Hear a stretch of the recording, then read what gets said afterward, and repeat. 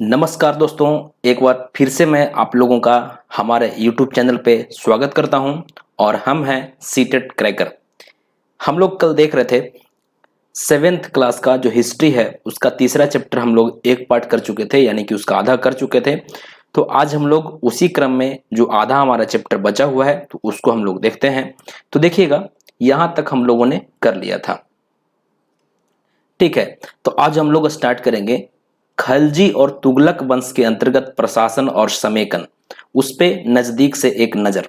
यानी कि इन दोनों राजवंशों में किस प्रकार की प्रशासन की व्यवस्था थी, किस प्रकार से प्रशासन किया जाता था, किस प्रकार के अधिकारियों की नियुक्ति की जाती थी, किस प्रकार से जो प्रशासन होता था उसका लेखा जोखा रखा जाता था, कौन कौन से लोग प्रशासनिक कार्यों में लगे होते थे। तो इन सारे चीजों के बारे में हम लोग इसमें देखते हैं। तो देखिएगा, कहा जा रहा है कि दिल्ली सल्तनत जैसे विशाल साम्राज्य के समेकन के लिए विश्वसनीय सूबेदारों तथा प्रशासकों की जरूरत थी।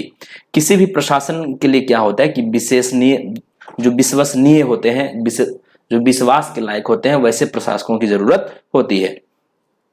आगे देखिए, आपको बताया गया है कि दिल्ली के आरंभिक सुल्तान विशेषकर इल्तुतमिश, ठीक है, इल्तुतमिश के बारे में समझाया गया है कि इल्तुतमिश जो है सामंतों और जमींदारों के स्थान पर अपने विशेष गुलामों को सूबेदार नियुक्ति करना अधिक पसंद करते थे। ये जो इल्तुतमिश हैं उनके बारे में बताया जा रहा है कि सामंतों और जमींदारों, ठीक है, सामंत मतलब क्या, सामंत का मतलब मैंने आपको बताया था कि सामंत क्या हो जाते हैं, तो ये राजा को, जैसे कि कोई शासक है तो उसको युद्ध के समय में अपनी सैनिक सहायता दे करके सहायता करते हैं और शासक उसके बदले में उसको जमीन देता है, उस जमीन से वो लोग कर वसूलते हैं, ये सामंत हो गए। उसी प्रकार से जमींदार जो जमीन के मालिक हैं, ठीक है, जो भिन्न भिन्न क्षेत्रों में होंगे। तो इल्तुतमिश सामंतों और जमींदारों के स्थान पर अपने विशेष गुलामों की नियुक्ति करना चाहता था, गुलामों को सूबेदार नियुक्त करना अधिक पसंद करता था। अब ये जो यहां से क्वेश्चन पूछा जाएगा आपको कि इन गुलामों को फारसी में क्या कहते हैं, तो ये बेहद महत्वपूर्ण है। गुलामों को फारसी में क्या कहा जाता है, तो गुलामों को फारसी में कहा जाता है बदंगा। ये इंपॉर्टेंट होगा आपके एग्जामिनेशन पॉइंट ऑफ व्यू से कि गुलामों को फारसी में बदंगा कहा जाता है और इन्हें सैनिक सेवा के लिए क्या किया जाता था, खरीदा जाता था। अब देखिए, ये जो बदंगा है तो उन्हें राज्य के कुछ बहुत ही महत्वपूर्ण राजनीतिक पदों पर काम करने के लिए बड़ी सावधानी से प्रशिक्षित किया जाता था। अब ये जो बदंगा है तो अपने मालिक पे पूर्णतः क्या होंगे, निर्भर होंगे। तो इसलिए जो इनके मालिक होते थे, जैसे इल्तुतमिश ने इनकी नियुक्ति की तो इल्तुतमिश इस पे विश्वास करके उन पर निर्भर हो सकता था। ये बदंगा के बारे में आपको बताया गया है। आगे देखते हैं हम लोग। अब देखिए, उस समय जो गुलाम होते थे उनको बेटों से भी बढ़कर के माना जाता था।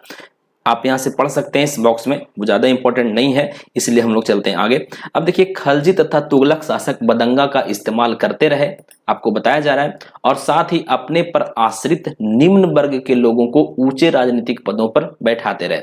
पहली बात तो ये लोग बदंगा का इस्तेमाल करते रहे, ठीक है, यानी कि गुलामों को सूबेदारों, गुलामों इनके जो गुलाम होते थे तो सूबेदार के रूप में उनकी नियुक्ति करते थे। उसके बाद जो इन पे आश्रित निम्न वर्ग के लोग होते थे, यहां से मतलब कि समझने वाला ये आपको पूरा पैराग्राफ है। निम्न वर्ग के जो आश्रित इन पे होते थे उनको ये लोग ऊंचे राजनीतिक पदों पर बैठाते रहे, ठीक है। ऐसे लोगों को सेनापति और सूबेदार जैसे पद भी दे दिए जाते थे, लेकिन इससे राजनीतिक अस्थिरता भी पैदा होने लगी। अब आश्रित शब्द का मतलब पहले आप लोग समझिए, उसके बाद मैं आपको बताता हूं। तो देखिएगा, जो किसी अन्य व्यक्ति के संरक्षण में रहता हो या उस पर निर्भर रहता हो वो कहलाता है क्या, आश्रित। अब देखिए, यहां से समझने वाली बात यह है कि जो निम्न वर्ग के लोग थे उनको तुगलक और खलजी वंश के शासकों ने उच्च राजनीतिक पदों पर बिठाया। तो इससे क्या हुआ कि जो उच्च वर्ग के थे तो उच्च वर्ग के लोगों के मन में क्या हुआ, एक टकराहट पैदा हो गया, ठीक है। उनके मन में एक विचार उत्पन्न होने लगा कि ये जो शासक हैं हम लोगों को संरक्षण नहीं देते हैं, जबकि नीचे तबके के लोगों को संरक्षण देते हैं। इस कारण से उच्च वर्ग के कई लोगों को गहरा धक्का भी लगता था और फारसी तवारीख के लेखकों ने निचले खानदान के लोगों को ऊंचे पदों पर बैठाने के लिए दिल्ली के सुल्तानों की आलोचना भी की है। दिल्ली के जो सुल्तान होते थे वो निम्न वर्ग के लोगों को, जो इन पे आश्रित होते थे, उनको महत्वपूर्ण पद दे दिया करते थे, जबकि उच्च वर्ग के लोगों के प्रति ऐसा नहीं होता था। ऐसा निम्न वर्ग के लोगों को रखने का कारण यह था कि गुलाम और आश्रित जो थे, बात को समझिएगा, गुलाम और आश्रित जो थे अपने मालिकों और संरक्षकों के प्रति वफादार रहते थे, मगर उनके उत्तराधिकारियों के प्रति नहीं। यानी कि कोई शासक है, ठीक है, और इन जैसे ए नाम का कोई शासक है और इनका उत्तराधिकारी है बी, ठीक है। तो ये जो शासक है ए, तो ये किसी बदंगा को रखा है या इन अपने पे आश्रित किसी निम्न वर्ग के जो लोग है या व्यक्ति है उसको राजनीतिक विभिन्न महत्वपूर्ण राजनीतिक पद पे बिठा दिया है, तो ये जो है सिर्फ इसी के प्रति वफादार रहेगा, ना कि इसके प्रति, ठीक है। ये खासियत थी, गुलामों और आश्रित अपने मालिकों और संरक्षकों के प्रति वफादार रहते थे मगर उनके उत्तराधिकारियों के प्रति नहीं। इसलिए जो ए शासक है तो अपने पर आश्रित लोगों की नियुक्ति करना अधिक पसंद करता था। लेकिन इससे क्या हुआ कि उच्च वर्ग के लोगों के बीच में विचार उत्पन्न होने लगा, ठीक है, लोग इसका विरोध करने लगे, ठीक है। और जो फारसी तवारीख के जो लेखक होते थे, तवारीख का मैंने आपको बताया था, तो तवारीख के लेखक जो होते थे वो निचले खानदान के लोगों को ऊंचे पदों पर बैठाने के लिए दिल्ली के सुल्तानों की आलोचना भी करते थे। आगे देखिएगा, ठीक है, आगे देखते हैं कि पहले वाले सुल्तानों की तरह खलजी और तुगलक शासकों ने भी सेना नायकों को भिन्न भिन्न आकार के इलाकों के सूबेदार के रूप में नियुक्ति किया, ठीक है। अपने ये जो हैं खिलजी और तुगलक शासक, ठीक है, खिलजी वंश के शासक और तुगलक वंश के शासक, तो ये क्या किए कि अपने से पहले के शासकों के अनुरूप ही, यानी कि इनसे पहले जो शासन कर रहे थे तो उनके अनुरूप ही, उनकी तरह ही इन्होंने भी सेना नायक, जो इनके सेना में सेना नायक होते थे, उनको भिन्न भिन्न आकार के इलाकों के सूबेदार के रूप में नियुक्ति किया। अब सूबेदार का मतलब यहां से आपको समझना है। अब ये जो सूबेदार मतलब हम कह सकते हैं कि एक इलाके का प्रशासन संभालने के लिए उनकी नियुक्ति की। अब ये जो सूबेदार हैं ये इलाके के इक्ता कहलाते थे, यानी कि जिस इलाके में इनकी नियुक्ति की जाती थी उनका ये क्या कहलाते थे, तो इक्ता। सूबेदार जो होंगे उस इलाके का क्या कहलाएंगे, इक्ता कहलाते थे। और इन्हें संभालने वाले अधिकारी क्या कहलाते थे, इक्तदार। जो इक्ता को संभालेगा, ठीक है, वो अधिकारी जो होगा वो क्या कहलाएगा, इक्तदार कहलाएगा या मुक्ति कहलाएगा। तो ये जो सारे शब्द हैं बेहद महत्वपूर्ण है, इक्ता, इक्तदार या मुक्ति, ठीक है। मुक्ति का फर्ज था, उसका काम क्या था वो देखिएगा। तो मुक्ति का फर्ज था सैनिक अभियानों का नेतृत्व करना और अपने इक्तों में कानून और व्यवस्था बनाए रखना, ठीक है। ये जो मुक्ति होते थे तो मुक्ति का काम था सैनिक अभियानों का नेतृत्व करना और अपने इक्ता यानी कि जो इलाका होता था उसमें कानून और व्यवस्था बनाए रखना। अपनी सैनिक सेवाओं के बदले वेतन के रूप में मुक्ति अपने इलाकों से राजस्व वसूली करते थे, यानी कि टैक्स वसूलते थे, ठीक है। अपने सैनिक सेवाओं के बदले जो ये सेवा दे रहे थे उसके बदले वेतन के रूप में टैक्स वसूलते थे और राजस्व के रूप में मिली रकम से अपने सैनिकों को भी तनख्वाह देते थे। मुक्ति लोगों पर काबू रखने का सबसे प्रभावी तरीका यह था कि उनका पद वंश परंपरा से न चले और उन्हें भी कोई एकता थोड़े समय के लिए ही मिले। यानी कि जो खलजी और तुगलक वंश के शासक थे जो मुक्ति की नियुक्ति करते थे, ठीक है, इक्तदार की नियुक्ति करते थे, तो इन्हें किसी भी इलाका में भेजते थे तो थोड़े ही समय के लिए भेजते थे, ठीक है, थोड़े समय के लिए। और ये जो पद था वो वंशानुगत नहीं था। तो इससे क्या होता था कि जो मुक्तदार इक्तदार होते थे या मुक्ति होते थे उन पे सुल्तान जो है नियंत्रण रखते थे कि अगर कुछ गड़बड़ी करेगा तो उसका तुरंत स्थानांतरण कर दिए, ठीक है, एक जगह से दूसरे जगह भेज दिए। और ये जो पद था वो वंश परंपरा से नहीं चलता था। आगे बताया जा रहा है अलाउद्दीन खिलजी के बारे में कि अलाउद्दीन खिलजी और मोहम्मद तुगलक के शासनकाल में नौकरी के इन कठोर नियमों का बड़ी सख्ती से पालन होता था, ठीक है। ये तो आप नियम देख लिए कि किस प्रकार से इलाके में इक्तदारों की नियुक्ति की जाती थी या मुक्ति की नियुक्ति की जाती थी। ये मुक्ति अपने इलाकों से राजस्व वसूली करते थे, ठीक है, उससे अपना वेतन भी कलेक्ट करते थे और सैनिकों को वेतन देते थे, ठीक है। अब एक चीज और कहा जा रहा है कि मुक्ति पर, ठीक है, जो मुक्ति है तो मुक्ति लोगों द्वारा एकत्रित किए गए राजस्व की रकम का हिसाब रखने के लिए राज्य द्वारा लेखा अधिकारी की नियुक्ति किए जाते थे। अब ये जो टैक्स वसूल रहे हैं मुक्ति, तो उन पे भी किसी का नियंत्रण होना चाहिए, तो इसलिए शासकों के द्वारा यानी कि सुल्तानों के द्वारा लेखा अधिकारी की नियुक्ति की जाती थी, उनके द्वारा वसूले गए राजस्व पे नियंत्रण रखने के लिए। ठीक है, राजस्व की रकम का हिसाब लेने के लिए किसका नियुक्ति की जाता था, तो लेखा अधिकारी का। तो यहां से आपने देखा कि किस प्रकार से इक्तदार मुक्ति अपना काम कर रहे हैं, उनपे भी उनका हिसाब रखने के लिए लेखा अधिकारी की नियुक्ति की जाती थी। आगे देखेंगे और समझेंगे। आगे है कि जब दिल्ली के सुल्तान शहरों से दूर आंतरिक इलाकों को अपने अधिकार में ले आए, तो उन्होंने भू के स्वामी सामंतों और अमीर जमींदारों को अपनी सत्ता के आगे झुकने को बाध्य कर दिया।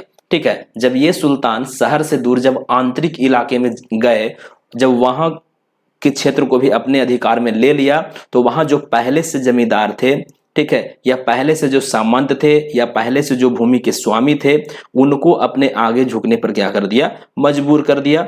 और अलाउद्दीन खिलजी के शासनकाल में भू राजस्व के निर्धारण और वसूली के कार्य को राज्य अपने नियंत्रण में ले लिया। ठीक है, यहां से मतलब कि समझने वाली बात यह है कि अलाउद्दीन खिलजी ने क्या किया, समझिएगा आप लोग। अलाउद्दीन खिलजी ने आंतरिक क्षेत्रों पर जब अपना अधिकार जमा लिया, तो वहां जो पहले से भू के स्वामी सामंत और अमीर जो जमींदार थे, उनको अपनी सत्ता के आगे झुकने को क्या कर दिया, बाध्य कर दिया।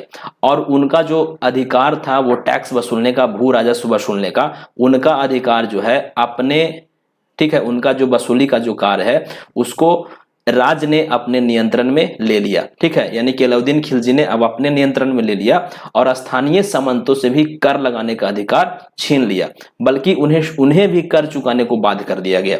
आप यहां से मतलब की बात को समझ रहे होंगे कि वो जो पहले से स्वामी सामंत या अमीर जमींदार थे, उनको अपने आगे झुकने पर तो पहले मजबूर कर दिया अलाउद्दीन खिलजी ने, उनसे दूसरा टैक्स वसूलने का अधिकार छीन लिया। ठीक है, और अब उन पर भी टैक्स लगा दिया, अब उनको भी बोला कि आपको भी टैक्स चुकाना होगा। यहां से जो टैक्स वाली बात है वो एग्जाम के पॉइंट ऑफ व्यू से भी आई होगा, तो देखिएगा और अच्छे से समझिएगा। अब देखिएगा क्या किया कि कुछ पुराने सामंत और जमींदार राजस्व के निर्धारण और वसूली अधिकारी के रूप में सल्तनत की नौकरी करने लगे।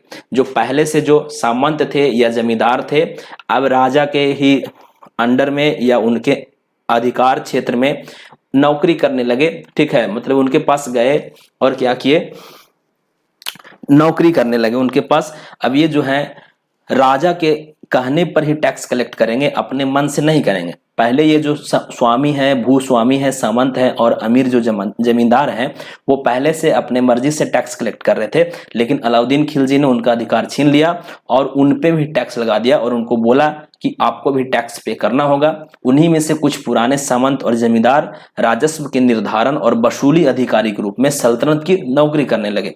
उस समय देखिएगा 3 तरह के कर थे, ये बेहद महत्वपूर्ण होगा। 3 तरह के कर थे। पहला, अलाउद्दीन खिलजी के समय की बात की जा रही है, पहला कृषि पर, जिसे खराज कहा जाता था। ठीक है, कृषि कर जो था वो क्या होता था, वो खराज होता था। दूसरा मवेशियों पर और तीसरा घरों पर। ये जो खराज जो है VVI है एग्जामिनेशन पॉइंट ऑफ व्यू से। 3 कर की जिक्र की गई यहाँ पे। कृषि पर, जिसे खराज कहा जाता था, जो किसानों की उपज का लगभग 50% होता था। ठीक है, कितना प्रतिशत होता था, तो 50% होता था। ठीक है, दूसरा कर मवेशियों पर लगाया जाता था और तीसरा घरों पर। तो ये 3 प्रकार के कर हैं, जिसमें से कि खराज क्या है, बेहद महत्वपूर्ण है, तो इसको आप लोग याद रखेंगे। खराज का जो है क्वेश्चन वो पूछा जा चुका है एग्जाम में।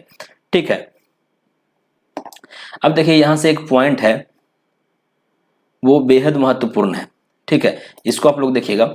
देखिए कहा जा रहा है कि अफ्रीकी देश मोरक्को, ठीक है, अफ्रीका का एक देश है, मोरक्को से 14वीं सदी में भारत आए यात्री इब्न बतूता ने यहाँ के सरदारों के बारे में बताया है कि वो किस प्रकार से उनकी किलेबंदी की गई थी और किस प्रकार से यहाँ के जो सरदार हैं वो रहते थे। तो यहाँ से आपको याद रखना है कि इब्न बतूता एक यात्री हैं, जो कहाँ के यात्री हैं, तो अफ्रीकी देश मोरक्को के। वो 14वीं सदी में भारत आए थे, तो ये इंपॉर्टेंट होगा। आगे देखते हैं, जो मेन पॉइंट्स है उसी को हम लोग करेंगे। अब है आगे कि चंगेज खान के नेतृत्व में, ठीक है, चंगेज खान के नेतृत्व में मंगोलों ने 1219 में उत्तर पूर्वी ईरान में ट्रांस ऑक्सियाना, जिसका अभी आधुनिक नाम उज्बेकिस्तान है, उस पर हमला किया। ठीक है, चंगेज खान, ठीक है, चंगेज खान यानी कि जो मंगोल के शासक हैं, उन्होंने 1219 में उत्तर पूर्वी ईरान में, ठीक है, कौन सा जगह पे, तो आधुनिक उज्बेकिस्तान और उस समय ट्रांस ऑक्सियाना के नाम से जाना जाता था, उस पर चंगेज खान ने 1219 में हमला किया। और उसके तुरंत बाद ही, ठीक है, उज्बेकिस्तान पर हमला करने के बाद दिल्ली सल्तनत को उसका धावा झेलना पड़ा। उज्बेकिस्तान पे हमला करने के बाद उसने तुरंत हमला कर दिया किस पे, दिल्ली सल्तनत पे। और अलाउद्दीन खिलजी और मोहम्मद तुगलक के शासनकालों के आरंभ में दिल्ली पर मंगोल के धावे बढ़ गए।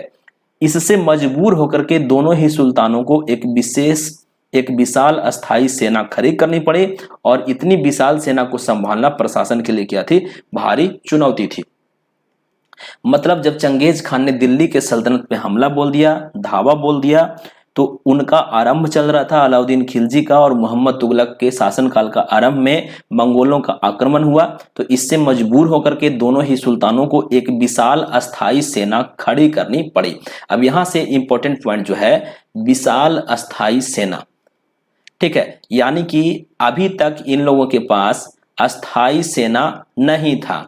ठीक है, विशाल अस्थाई सेना, ये लोग सामंतों पे ही डिपेंड रहते थे, यानी गैरिसन शहरों में जो सैनिक होते थे उस पे डिपेंडेंट रहते थे। लेकिन अब चंगोलों के आक्रमण के भय से इन्होंने विशाल अस्थाई सेना रखना प्रारंभ कर दिया।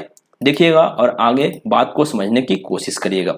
अब यहां से देखिए प्रशासनिक व्यवस्था दिखाए गए हैं कि किस प्रकार से प्रशासन के लिए जो मंगोलों का आक्रमण है वो चुनौती बन गया। तो देखिएगा अलाउद्दीन खिलजी ने क्या किया, तो देखिएगा दिल्ली पर 2 बार हमले हुए, 1299 और 1300 में, और 1302 से लेकर के 1303 में। इनका सामना करने के लिए अलाउद्दीन खिलजी ने एक विशाल अस्थाई सेना खड़ी की। ठीक है, उसके बाद अलाउद्दीन खिलजी ने ये जो सेना रख लिया, विशाल सेना, तो उसको सैनिकों के रहने के लिए सिरी नामक एक नया गैरिसन शहर बनवाया। जो सिरी क्या था, तो गैरिसन शहर था, यानी कि सैनिकों के रहने की किलेबंदी थी, उनके बसाव की जगह थी। अब देखिएगा सैनिकों के पेट भरने की समस्या इनके सामने आई, तो इसके लिए अलाउद्दीन खिलजी ने क्या किया कि सैनिकों के पेट भरने की समस्या को गंगा यमुना के बीच की भूमि से कर के रूप में खेती की पैदावार इकट्ठी करके हल किया। जो गंगा यमुना का जो दोआब था उसमें जो खेती हो रही थी, यानी कि जो जमीन किसानों को दे दी गई थी, उसमें क्या किया, 50% जो पैदावार का हिस्सा होता था वो कर के तौर पे लगा दिया, जिससे कि सैनिकों को पेट भरने की समस्या दूर की गई। आगे देखिएगा और इन्होंने क्या किया, देखिएगा सैनिकों को वेतन भी देना होता था, तो अलाउद्दीन ने सैनिकों को इक्ता के स्थान पर नकद वेतन देना तय कर दिया। यानी कि अभी तक जो इक्ता है वो उस इलाके से टैक्स कलेक्ट कर रहे थे, लेकिन अब जो है ये जो अलाउद्दीन खिलजी जो है अब उनको नगद वेतन देना शुरू कर दिया, उनका नगद वेतन तय कर दिया। और सैनिक अपना आवश्यक सामान दिल्ली के व्यापारियों से खरीदते थे। ये आशंका भी बनी रहती थी कि व्यापारी अपनी चीजों की कीमतें हो सकता है बढ़ा देंगे, तो इसे रोकने के लिए अलाउद्दीन ने दिल्ली में चीजों की कीमतों पर नियंत्रण लागू किया। ये भी आई है, यहां से समझने वाली बात है, इंपॉर्टेंट है। ठीक है, कि अलाउद्दीन खिलजी ने क्या किया कि कीमतों पर, यानी कि जो चीजें होती थी उस पर नियंत्रण लगा दिया, कीमतों पर नियंत्रण लगाना शुरू कर दिया। और अफसरों की नियुक्ति की जो बड़ी सावधानी से कीमतों का सर्वेक्षण करते थे, और जो व्यापारी निश्चित दरों का उल्लंघन करते थे उन्हें क्या मिलती थी, सजा मिलती थी। और देखिए क्या किया इन्होंने, तो अलाउद्दीन के प्रशासनिक कदम जो हैं काफी सफल रहे, और इतिहासकारों ने कीमतों में कमी और बाजार में वस्तुओं की कुशलता से आपूर्ति के लिए उसके शासनकाल की बहुत प्रशंसा की है। यानी कि थोड़ा सा इसको सफल बताया गया। मंगोल आक्रमणों के खतरों का उसने सफलतापूर्वक क्या किया, सामना किया। ठीक उसके दूसरी तरफ मोहम्मद बिन तुगलक, इनको भी मंगोलों का आक्रमण झेलना पड़ा था, लेकिन इसने क्या किया, तो देखिएगा इसने मोहम्मद तुगलक के शासन के प्रारंभिक वर्षों में सल्तनत पर क्या हुआ, हमला हुआ। तो मंगोल सेना जो है परास्त हो गई। मोहम्मद तुगलक को अपनी सेना की शक्ति और अपने संसाधनों पर इतना विश्वास था कि उसने ट्रांस ऑक्सियाना पर आक्रमण की योजना बना ली, और एक अस्थाई सेना तैयार करना उसका आक्रामक कदम था। दोनों ने अस्थाई सेना रखा था, ठीक है। अब इसने अलाउद्दीन खिलजी ने गरीसन शहर बनाया, तो इसने गरीसन शहर बनाने के स्थान पे क्या किया कि दिल्ली के 4 शहरों में से सबसे पुराने शहर देहली एक कूहना, ठीक है, देहली एक कूहना, जबकि अलाउद्दीन खिलजी ने सीरी, ठीक है। इसने गरीसन शहर बनाया, लेकिन इसने गरीसन शहर बनाने के स्थान पर क्या किया, दिल्ली एक कूहना को निवासियों से खाली करवा दिया और वहां सैनिक छावनी बना दी, ठीक है। देखिएगा दोनों में किस प्रकार का परिवर्तन है। पुराने शहर के निवासियों को दक्षिण में बनी नई राजधानी दौलताबाद भेज दिया, ठीक है। उस समय दिल्ली का जो दक्षिण में बनी नई राजधानी थी दौलताबाद, वहां उनके निवासियों को भेज दिया और दिल्ली एक कोहना में क्या किया, सैनिकों की छावनी बना दी गई।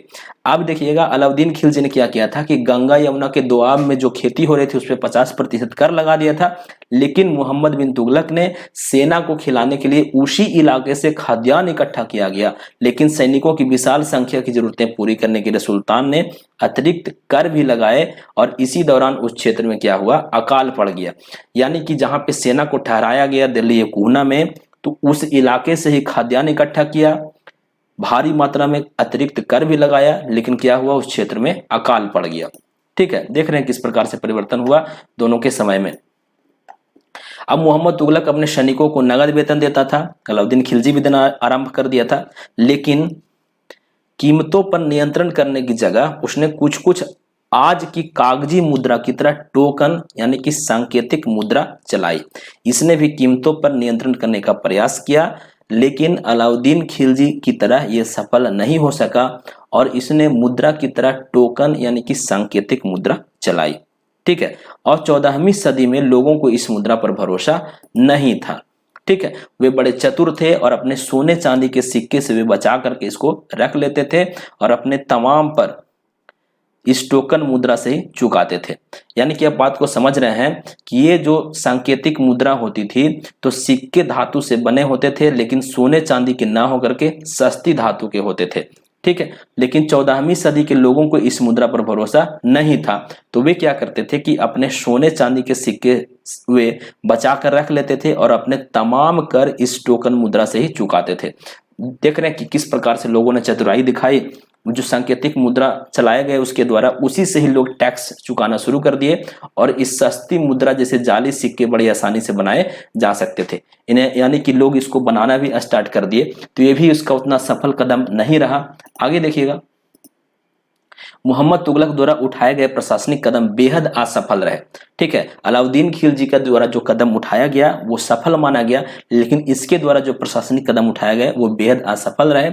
कश्मीर पर उसका आक्रमण पूरी तरह विफल रहा। तब उसने तुरान पर हमला करने का इरादा छोड़ दिया और अपनी विशाल सेना को भंग कर दिया, ठीक है। और इस बीच उसने प्रशासन संबंधी जो कदम उठाए थे उनसे कई परेशानियां भी पैदा हो गई। दौलताबाद ले जाए जाने से लोग बहुत नाराज हो गए थे। करों में वृद्धि और गंगा यमुना के दोआब में अकाल से भी क्षुब्ध जनता बगावत पर उतर आई और मोहम्मद तुगलक को अंततः टोकन मुद्रा भी वापस लेनी पड़ी। तो यहाँ पे जो है थोड़ा सा अलाउद्दीन खिलजी को मतलब कि मोहम्मद बिन तुगलक के मुकाबले सफलतापूर्वक यहाँ पे पेश किया गया है। तो इसमें जो है मंगोलों के आक्रमण के दौरान जो प्रशासनिक कदम उठाए गए, यानी कि इनके लिए एक चुनौती हो गया था प्रशासन को संभालना, तो उसमें अलाउद्दीन खिलजी मोहम्मद बिन तुगलक के अपेक्षा ज्यादा सफल माना गया। अब देखिए 15वीं तथा 16वीं सदी में सल्तनत। 15वीं तथा 16वीं सदी में सल्तनत का क्या हुआ उसके बारे में देखते हैं।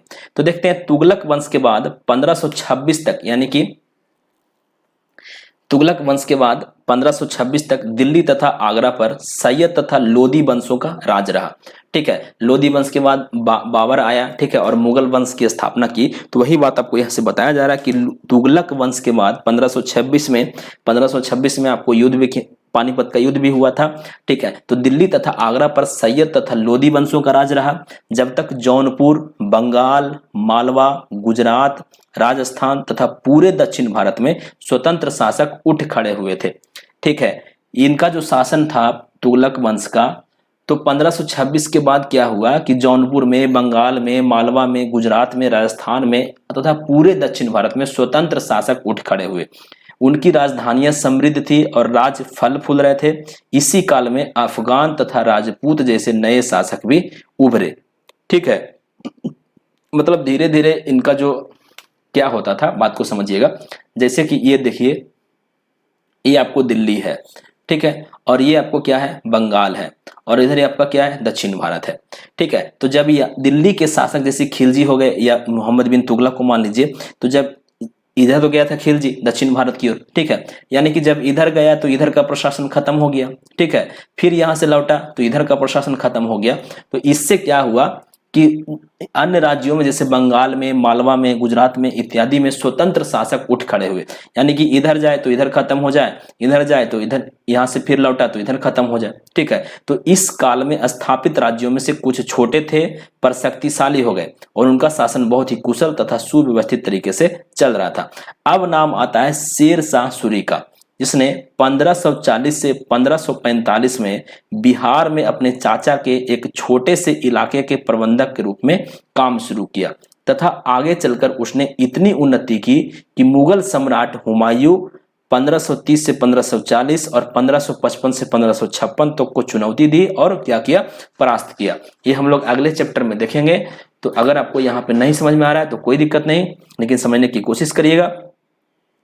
शेर शाह ने क्या किया कि मुगल सम्राट हुमायूं को चुनौती दिया, ठीक है, और शेर शाह ने दिल्ली पर अधिकार करके स्वयं अपना राजवंश स्थापित किया और उसका ये जो शासन है सूर्यवंश का, ठीक है, सूर्यवंश ने केवल 15 वर्ष यानी कि 1540 से 1555 तक शासन किया, लेकिन इसके प्रशासन ने अलाउद्दीन खिलजी वाले कई तरीकों को अपना करके उन्हें और भी चुस्त बना दिया। मतलब अलाउद्दीन खिलजी का प्रशासन बहुत अच्छा माना गया, बहुत सफल माना गया, इसीलिए सूर्यवंश ने, शेर शाह सूरी ने भी, ठीक है, क्या किया कि इसके अलाउद्दीन खिलजी के कई तरीकों को अपनाया और दिल्ली के प्रशासन को और चुस्त बना दिया। महान सम्राट अकबर ने जब मुगल साम्राज्य को समेकित किया तो उसने अपने प्रतिमान के रूप में शेर शाह की प्रशासन व्यवस्था को ही अपनाया, ठीक है। शेर शाह ने अलाउद्दीन खिलजी के तरीकों को अपनाया और जब अकबर आया, जो हम लोग अगले चैप्टर में पढ़ेंगे, तो उसने शेर शाह की प्रशासन व्यवस्था को भी अपनाया। तो आप लोग याद रखेंगे कि शेर शाह सूरी का कब से कब तक है समय, तो 1540 से 1545 इन्होंने अपने चाचा के एक छोटे से इलाके के प्रबंधक के रूप में काम शुरू किया। आगे चल करके उसने मुगल सम्राट हुमायूं को चुनौती दी और उसको क्या कर दिया, परास्त कर दिया। फिर शेर शाह ने दिल्ली पर अधिकार करके स्वयं अपना राजवंश स्थापित किया और सूरी वंश ने 15 वर्ष तक शासन किया, ठीक है। इसके बाद इसने अलाउद्दीन खिलजी के कई तरीकों को अपनाया। फिर जब अकबर आया तो इसकी व्यवस्था को अपनाया। तो ये आपको समझने वाली बात थी थोड़ा सा यहाँ पे, ठीक है। अब आगे चलेंगे, हम लोग आ चुके हैं लास्ट में, तो इस चैप्टर का यहाँ पे लास्ट हो रहा है। तो देखिएगा 3 श्रेणियां हैं, ठीक है, 3 प्रकार की श्रेणियों के बारे में जिक्र की गई है। ये आपको फ्रांस में, ठीक है, कहाँ की बात है ये, तो फ्रांस में। तो फ्रांस में 3 प्रकार की श्रेणियां होती थी, जिसमें एक है ईश्वरीय शांति, नाइट और धर्मयुद्ध। तो देखिएगा 3 श्रेणियों का विचार सबसे पहले 11वीं सदी के आरंभ में फ्रांस में सूत्रबद्ध किया गया। इसके अनुसार समाज को 3 वर्गों में विभाजित किया गया था। ये जो 3 श्रेणियां थी, तो इसके अनुसार समाज को 3 वर्गों में विभाजित किया गया था, जैसे प्रार्थना करने वाला जो वर्ग, युद्ध करने वाला वर्ग और खेती करने वाला वर्ग। तो 3 वर्गों में समाज के इस विभाजन को ईसाई धर्म का समर्थन भी प्राप्त हुआ था। इस विभाजन से ईसाई धर्म को समाज में अपने प्रबल प्रभाव को और भी दृढ़ करने में सहायता मिलती थी और इसी विभाजन से योद्धाओं का एक नया समूह भी उभरा। इन योद्धाओं को नाइट कहा जाता है, ठीक है। इन योद्धाओं को क्या कहा जाता है, नाइट कहा जाता है। तो ईश्वरीय शांति में क्या आ गए, तो प्रार्थना करने वाला वर्ग, ठीक है, युद्ध करने वाला वर्ग कौन सा हो गया, नाइट, और धर्म युद्ध, ठीक है, जो यहां से धर्म युद्ध किसको कहा गया, तो जो धार्मिक युद्ध में विश्वास रखते थे, जैसे क्रूसेड, यहाँ पे एक एग्जांपल भी दिया गया है। क्रूसेड क्या था, तो एक धर्म युद्ध, ठीक है, यानी कि ईश्वर की सेवा में जो समर्पित योद्धा रहते थे और उनकी कोशिश यह रहती थी कि इन योद्धाओं को आपसी लड़ाई भिड़ाई से विमुख करके उन मुसलमानों के विरुद्ध युद्ध करने के लिए भेज दिया जाए जिन्होंने यरूशलेम शहर पर कब्जा करके रखा था। यानी कि जैसे जो ईसाई हैं वो मुसलमानों से युद्ध करना चाहते थे, क्योंकि मुसलमानों ने जो यरूशलेम शहर था, ठीक है, उस पर कब्जा कर रखा था। तो इस प्रयत्न के परिणाम स्वरूप सैनिक अभियानों की एक श्रृंखला चली, जिसे क्रूसेड यानी कि धर्म युद्ध कहा गया। तो ये फ्रांस की बात है जिसमें 3 श्रेणियों का जिक्र है। तो एक बार आप लोग देख लीजिएगा, माइंड मेकअप कर लीजिएगा, ठीक है, आपका क्लियर हो जाएगा। तो यहीं पे ये चैप्टर क्या होता है, समाप्त होता है, ठीक है। अब यहां से कुछ क्वेश्चन है, तो इसको हम लोग देखते हैं। 4 क्वेश्चन है, इसको हम लोग करने की कोशिश करते हैं। तो देखिएगा, दिल्ली में पहल राजधानी स्थापित की तो किसने, तो तोमर राजपूतों ने, ठीक है, आंसर क्या हो जाएगा, तोमर राजपूत। ठीक है, दूसरा है कि दिल्ली के सुल्तानों के शासनकाल में प्रशासन की भाषा क्या थी, तो आंसर क्या हो जाएगा, फारसी। ठीक है, किसके शासन के दौरान सल्तनत का सबसे अधिक विस्तार हुआ, तो खिलजी और तुगलक वंश। ठीक है, खिलजी और तुगलक। इब्न बतूता किस देश से भारत आया था, तो इब्न बतूता आया था मोरक्को से। ठीक है, इब्न बतूता मोरक्को का यात्री था। तो याद रखेंगे आप लोग। तो यहीं पे हमारा चैप्टर क्या होता है, समाप्त होता है। तो अगर आपको वीडियो अच्छा लगा फ्रेंड्स, तो वीडियो को लाइक कर दीजिएगा। जो लोग नए देख रहे होंगे इस वीडियो को, तो वीडियो को प्लीज शेयर कर दीजिएगा अपने दोस्तों के साथ और चैनल को सब्सक्राइब कर दीजिएगा। तो आज के लिए इतना ही, मिलते हैं अगले वीडियो में। Thanks for watching.